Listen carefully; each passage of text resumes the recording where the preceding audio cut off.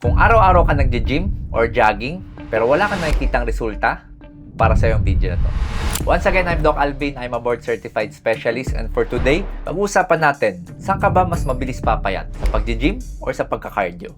So first, pag-usapan muna natin, ano ba nangyayari sa katawan mo pag nagka-cardio ka? Remember, pag cardio, any form po yan ng jogging, ng running, or kahit yung walking, paglalakad, cardio po yan. Ngayon, kaya po siya tinawag na cardio kasi po, good for the heart po talaga to. So, pag nagja-jogging po kasi tayo, mas lumalakas po yung tibok ng ating puso. Mas nagiging muscular yung ating puso. So, ang resulta, mas mataas po yung stroke volume. Ang stroke volume, yan po yung dami ng dugo na napapump ng puso mo. So, kung may kaibigan ka, kunyari si Juan, hindi siya nagja-jogging, hindi siya nagka-cardio, pero si Pedro, madalas siya mag-cardio, asahan nating mas malakas po ang puso ni Pedro. Isa po sa mga long-term benefit nito is yung tinatawag nating longevity. Kapag mas malakas po yung ating puso, mas malayo po tayo sa mga iba't ibang uri ng sakit. Kasi po, isa sa mga number one po talaga na mortality and morbidity or yung sanhe ng pagkamatay is atake sa puso. So sa pagpayat natin, kung tayo ay madalas nagka-cardio, meron tayong direct na calorie burn. Ibig sabihin, habang ginagawa natin yung jogging or running or walking, nagsusunog tayo ng calories sa katawan natin. Direktang nangyayari. Although may mga ibang cardio po na kahit tumigil ka na sa pagka-cardio mo, kahit pag-uwi mo sa bahay, nagsusunog ka pa rin ng taba. Later, pag-usapan natin yung mga ganyang forms of cardio. So ito po, according to the study, walking, the first steps in cardiovascular disease prevention.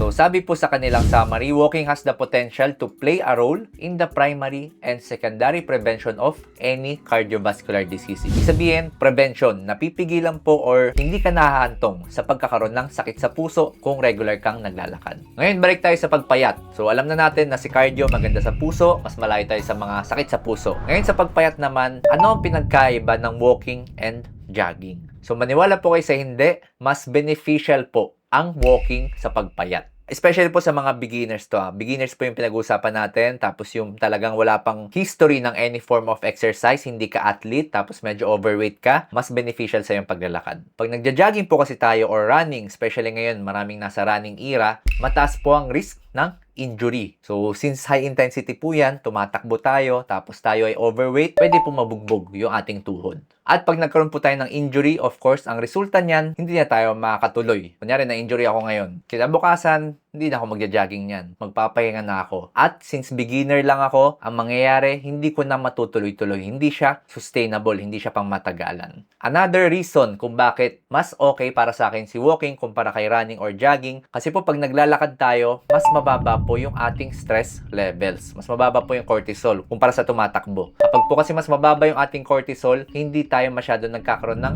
fat gain. Kumpara natin kung tayo ay laging nagja-jogging, walking, lagi tayong pagod, mataas po yung ating stress levels or cortisol. Ang resulta niyan sa katawan, mas napaparami po tayo ng kain at mas mabilis po tayo magdagdag ng timbang. Pero hindi po ako against sa jogging. Again, ito pong video na to is cardio in general. And lalo na kung hindi ka naman beginner, kunyari athlete ka and meron ka na talagang experience and mas nag-enjoy ka sa jogging or running, walang problema dyan. Pero kung beginner ka, mas ma-advise ko po magsimula ka sa paglalakad muna. So dito po sa figure 1, makikita natin yung mga percentage ng pagkakaroon ng heart disease. Ito po yung RR. Risk of heart disease po yan. Tapos ito, does not walk. Ito yung less than 1 hour lang ng walking per week. Ito naman yung 1 to 1.5 hours of walking every week and more than 2 hours of walking every week. So makikita naman natin na talagang pag mas matagal ka naglalakad every week, mas mababa po yung risk mo ng pagkakaroon ng sakit sa puso. Although itong 1 hour to 1.5 tsaka 2 hours na paglalakad, wala na masyadong difference. So kung busy ka, kung marami kang ginagawa, pwede ka at least 1 hour lang. Kasi wala nang masyadong difference kahit dagdagan mo yan ng 2 hours, 3 hours. Magpa-plateau na yan. Wala na masyadong protective effects yan. Ngayon, pag-usapan naman natin anong epekto sa katawan ng pag-gym. So remember, pag nag-gym tayo, nagbubuhat tayo ng mabibigat, na-challenge yung ating muscles. Nagkakaroon ng stimulus to grow. Ngayon, ang main benefit po niyan, pag mas lumalaki yung ating muscle mass, mas matagal din po yung ating life expectancy. So, proven na rin po yan sa mga maraming studies. Ang nangyayari po kasi, mas mababa po yung ating insulin spike. And mas nagagamit po natin yung ating sugar sa katawan. Remember, pag hindi po natin nagagamit yung sugar sa katawan, dyan po tayo nagkakaroon ng iba't ibang uri ng sakit. Ngayon, kung napakalaki ng ating muscle mass, walang dahilan yung katawan natin na magkaroon ng sobrang daming sugar kasi ina-absorb lahat ng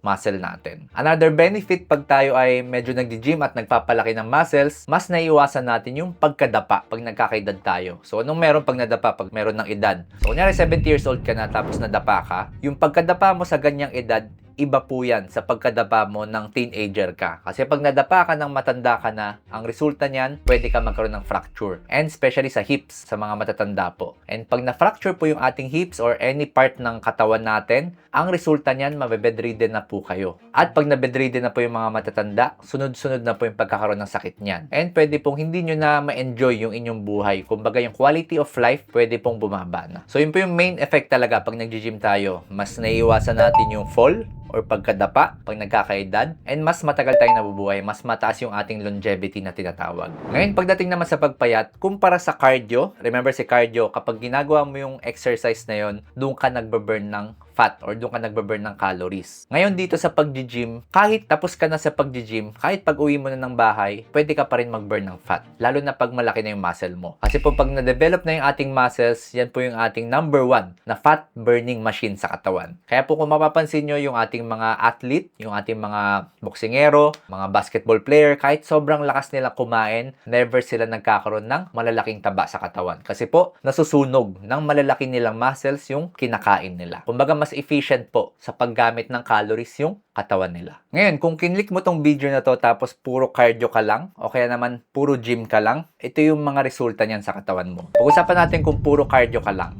Ngayon, pag puro cardio ka lang, lalo na kung hindi mo na-hit yung protein intake mo, ang pwede po mangyari niyan is pwede kang maubusan po ng muscle. Loss of muscle mass. Ang resulta, hindi mo makukuha yung benefits ng malaking muscle. So, pwedeng mababa yung longevity mo, pwede kang magkaroon ng fall pag nagkakaedad ka na kasi nga mababa yung muscle mass mo. Especially pag hindi mo na-hit yung iyong protein. Also, pag puro cardio lang tayo, nagkakaroon po ng tinatawag na metabolic adaptation. Anong ibig sabihin nito? So, kunyari, si Juan, gusto niya magpapayat. So, nagka-cardio siya everyday, any form of cardio, nakakakita siya ng resulta. Sabihin natin, 1 month na pagka-cardio, consistent, nakita siya ng resulta. Nabawasan siya ng 5 kilos. Pero pagdating ng 2nd month or 3rd month, nagtataka siya kasi hindi na bumababa yung kanyang timbang. Nagkaroon na po kasi ng tinatawag na metabolic adaptation. Nag-adapt na po yung katawan niya sa activity level na ginagawa niya. Kasi po mautak po yung katawan natin. Kung tayo ay nagka-cardio lagi, kung tayo ay nag-walking lagi, magiging mababa din yung metabolism ng katawan natin. Kasi po, ang katawan natin gusto niyan mag-survive. Gagawa ng paraan yung katawan natin para ma-preserve yung ating mga bilbil. Kasi po, yung fats natin, mga ano yan mga stored energy yan Ngayon, kapag tayo ay laging nagka-cardio, tapos hindi naman nadadagdagan yung intensity, pwede pong magkaroon ng metabolic adaptation. Ang resulta nito, pwedeng hindi na kayo makakita ng pagbaba ng timbang nyo. Pwedeng ma-stuck po kayo sa current weight nyo. Although meron kayong fat loss na na-achieve, pero baka hindi pa rin kayo satisfied kasi nga nagkaroon na ng metabolic adaptation. Ngayon, kapag puro gym ka naman, sabihin natin puro gym ka, hindi ka nagka-cardio. Kung mapapansin nyo sa mga ibang nag-gym, yung iba sa kanila malakas. Ang lakas nila bumuhat, talagang nabubuhat nila any form of or any bigat na nasa gym. Pero yung katawan nila pag tinignan nyo, medyo marami pa ring stored fat. Ang nangyayari po kasi, hindi nila nagagamit or hindi nila na-utilize na maayos yung kanilang taba. Yes, malaki yung kanilang muscles. Yes, malakas sila. Pero yung stored fat nila, hindi pa rin nagagamit. Kasi nga, puro pagbubuhat lang. Kaya po, ang pinakasagot talaga sa title ng video na to, dapat po parehas nating ginagawa. Bago natin ituloy yung video, kung OFW ka at nagpapadala ka ng pera sa Pinas, makinig ka muna. For sure, meron na po kayong ginagamit na remittance app. Pero baka sa app na yan, mataas po yung transaction fees, mababa yung conversion, or baka naman mabagal yung proseso. So, pag nagpadala ka ng pera sa Pinas, baka po bawas na yun pag natanggap ng kapamilya nyo. Kaya po, introduce ko po sa inyo si TapTapSend. So, si TapTapSend po, marami na rin pong OFW ang gumagamit dyan. Kasi po, 0 transaction fees. Ibig sabihin, wala pong dagdag, walang bawas yung ipapadala nyong pera papuntang Pinas. Also, mas mabilis po yung proseso nito at mataas po yung conversion. Also, kung nandito ka sa mga bansang to, pwede ka magpadala ng pera sa Pinas to any digital banks or mobile wallets. Also, kapag ginamit nyo po ang code ko na Doc Alvin, meron ka pong additional money sa unang padala mo. So, subukan nyo na po si TapTapSend and wag na pong gumamit ng mga ibang remittance app.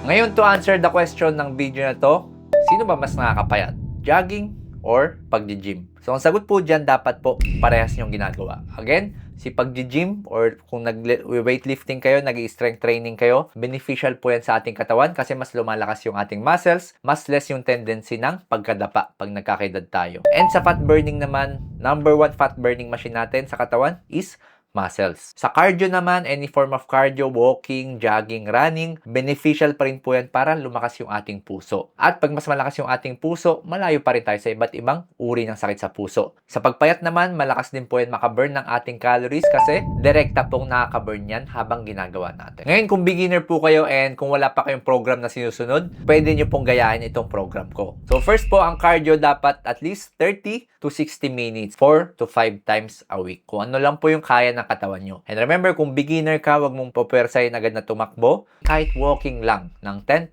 steps every day or every other day, okay na yan. Sa pag-gym naman po, kahit twice a week to 4 times a week. Kung ano po yung kaya nyong sundin consistently. Dapat po iwasan natin yung everyday na nasa gym. Kasi po pag everyday tayo nasa gym, walang panahon na lumaki yung ating muscles. Kasi po lumalaki yung ating muscles kapag tayo ay nagpapahinga. Kapag wala tayo sa gym. Nag-i-stimulate lang po tayo sa gym, nagbibigay tayo ng stimulus sa ating muscles na lumaki ka, pero lalaki yan kung rest day natin. And syempre, ito po yung mga non-negotiables. Ibig sabihin, bawal to mawala sa routine nyo. Unang-una dyan, sleep. Sa sleep po kasi dyan tumataas yung ating growth hormone. Dyan nagkakaroon ng reason kaya lumalaki yung ating muscles. Dyan po bumababa yung ating stress levels, yung cortisol natin. And kapag kulang po tayo sa tulog, nahihirapan pong mag-burn ng taba yung ating katawan. Next, syempre, diet or yung tinatawag nating calorie deficit. Syempre, diet pa rin kasi kahit anong pag-gym nyo, kahit anong pag-jogging, kung hindi po kontrolado or pangit po yung ating food intake, hindi po kayo makakita ng resulta. So, hindi lang pag-gym or pagka-cardio lang yung dapat nyong gawin. Dapat po parehas nating ginagawa. And most importantly, piliin nyo po yung program na magagawa nyo consistently, panghabang buhay na. So kung may kaibigan po kayo nagtataka and nag-iisip kung ano yung dapat niyang unahin, pag-gym ba o paglalakad muna, share mo tong video na to para matulungan mo siya. And kung nag-benefit ka, of course, hit subscribe button, pindutin mo yung bell, and comment down below kung meron ka mga questions and kung ano pa yung mga gusto mong topics in the future. Once again, I'm Doc Alvin, signing out.